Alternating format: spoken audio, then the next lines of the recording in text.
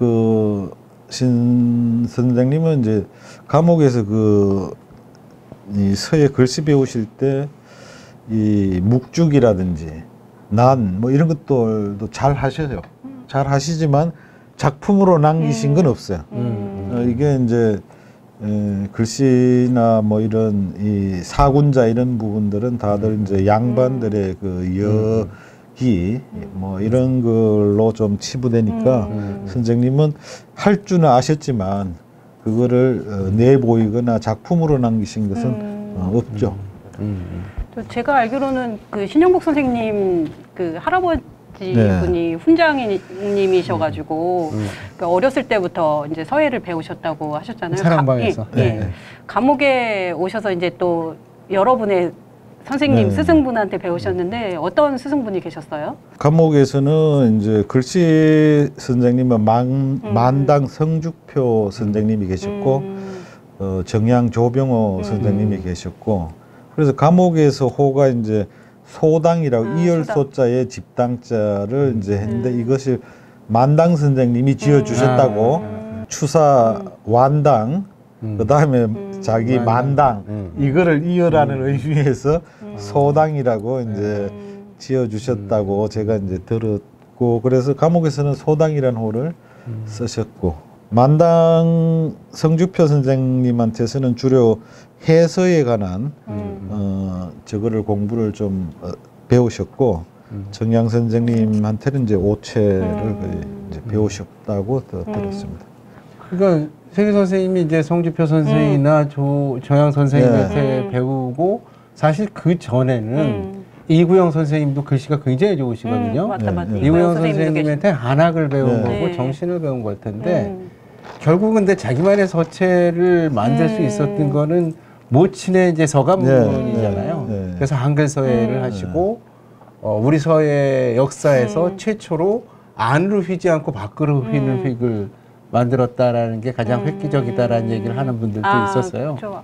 저도 신 선생님 책을 먼저 본 게 아니라 글씨를 먼저 보고 그 다음에 이제 책을 보니까 그때 이제 선생님 존경심이 막 계속 올라가더라고요. 그래서 글씨를 계속 보면서 또 글씨를 배우고 싶어서 저도 이제 서여회에 찾아서 이제 가게 된 계기가 있었거든요. 세계 선생의 일관된 거는 예술이나 문학 예술이 전부 인간의 삶과 노동을 위한 것인데 우리가 그게 이제 조선시대 선비 중심으로 가서 이탈돼 버렸고 왜곡됐다라는 측면을 강조하셨거든요. 그래서 이제 중국 시가선을 번역한 것도 시경부터 그 현장성이 있는 그런 것들을 살려서 번역을 해야 되기 때문에 이제 중국 시가선도 번역을 하셨고 서예도 이제 서여 개념으로 와서 예컨대 안중근 선생이 쓴 글씨와 그 이완용이 굉장히 명필이었거든요. 그럼 어떤 게 진정한 글씨냐? 자기 삶과 분리된 정말 멋있고 예쁘고 스킬이 좋은 이게 서예일 수는 있는데 그것을 극복해야 된다라는 그런 측면에서 막 회장님이나 이쪽 서예회, 서도회에 신경을 많이 쓰셨던 거 아닌가 이런 생각도 들어요. 네, 맞습니다. 미리 최영국 교수님이 말씀을 해버리시고 제가 질문을 물어보는데 질문이 그거요. 선생님의 가치가 어떤 건가 여쭤보려고 했는데 이미 말씀 중에 다 얘기를 하셔가지고 죄송합니다. 아니 뒤에 나올 얘기를 앞에서 아니요 너무 잘 설명을 해주셔가지고 아니 이제 회장님이 그 부분을 정확하게 말씀을 해주셔서 저도 이제 그 서감문이 제일 또 중요한 측면이 있어서 이제 보완을 해서 말씀을 드린 거죠. 그러니까 선생님은 정양 선생님한테서 한글을 배우지는 않으셨거든요. 한문 서체만 이제 공부를 하셨고 한글은 이제 혼자 어머니의 그 모필 서감문을 보면서 이제 그렇게 한글을 쓰시게 됐던. 그러니까 어머니가 감옥에 있는 자식한테 쓴 글이 얼마나 절절하겠습니까? 그게 필체에도 그대로 담겨 있는 걸 느낀 거고 이게 담겨야 글씨다 이렇게 생각하셨을 거라고 이제 짐작하는 거죠. 그렇죠.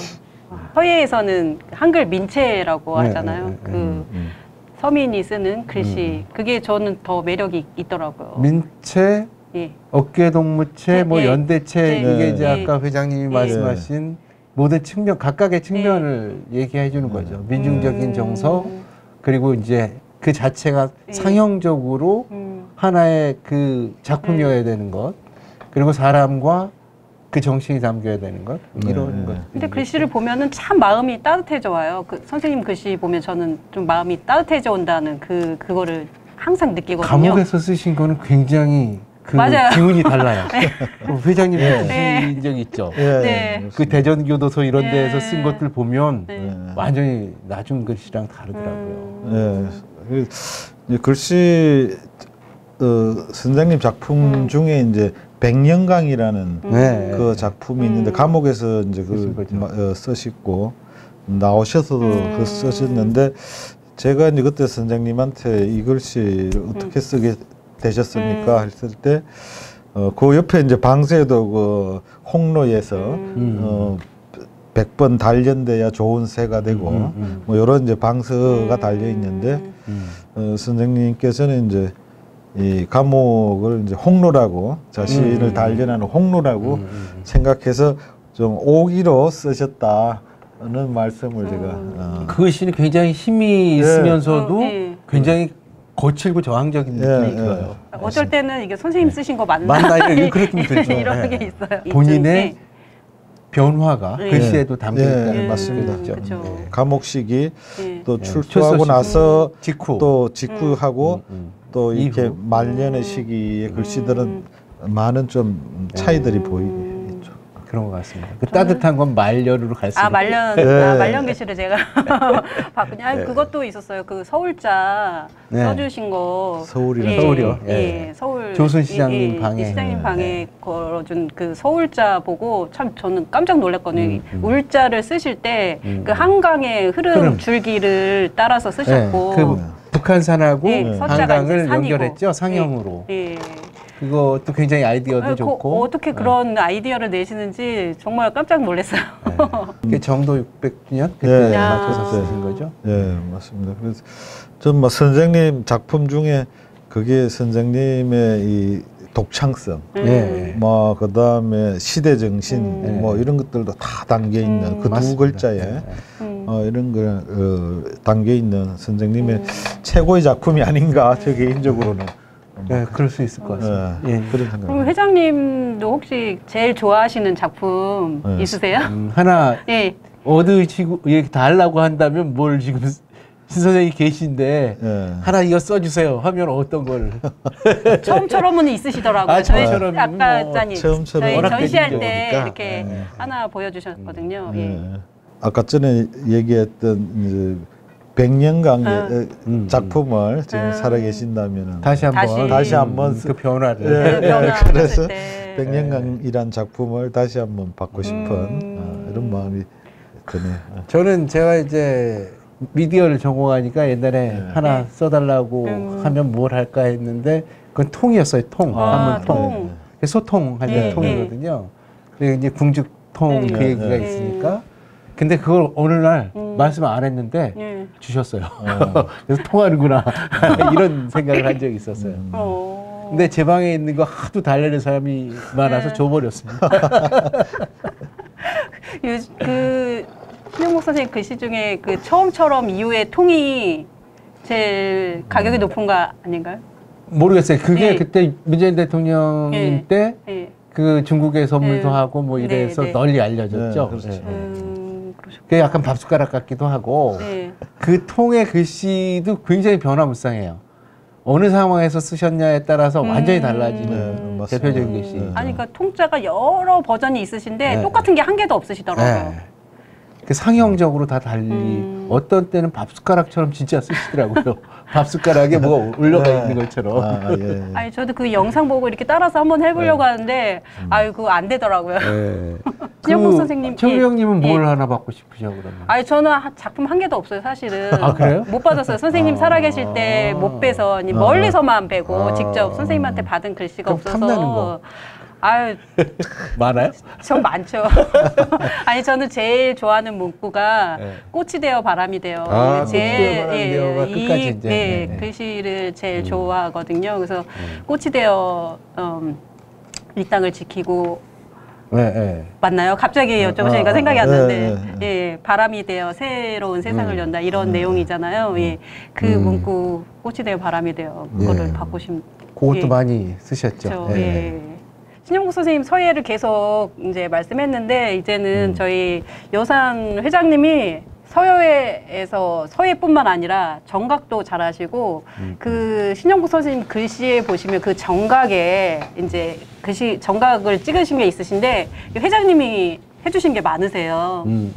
그래서 이제는 저희 여산 회장님 이 서예에 관해서 저희가 이야기를 나눠보도록 하겠습니다. 아까 또 이제 말씀은 하셨는데 이제 서예를 배우게 된 계기를 말씀을 해주셨는데 서예 배우시면서 보니까 거의 막 오체를 다 하신 것 같아요. 근데 기간이 길지 예. 않으신데 네, 오체를 다 원래 하신 것 같아요. 타고나신 거 아닌가요? 아니요, 이제 그 10년 정도에 예. 그렇게 다 하시기가. 글씨, 붓글씨는 이제 중고등학교 때 뭐 이제 그때는 특별활동 뭐 이런 예, 이제 제가 시골에서 학교를 다녀서 그 선생님 나이 드신 선생님한테서 이제 궁체를 조금 배웠어요. 아, 붓을 가지고 뭐 대한민국이니 뭐 이래 쭉 쓰는 궁체를 좀 배우다가 그래도 이제 붓글씨는 이제 배우고 싶은 마음이 있었는데 뭐 대학 와서는 이제 학생운동하고 그러다 이제 감옥에 들어가서 집에다 부탁해서 벼루하고 부탁을 좀 넣어달라 해서 감옥에서 혼자 이제 책을 보고 궁체를 이제 혼자 공부를 했던 거죠. 자습 기간이 있으셨네. 그런데 뭐 선생님 없이 책만 가지고 안 늘죠. 궁체하고 안 어울리신데.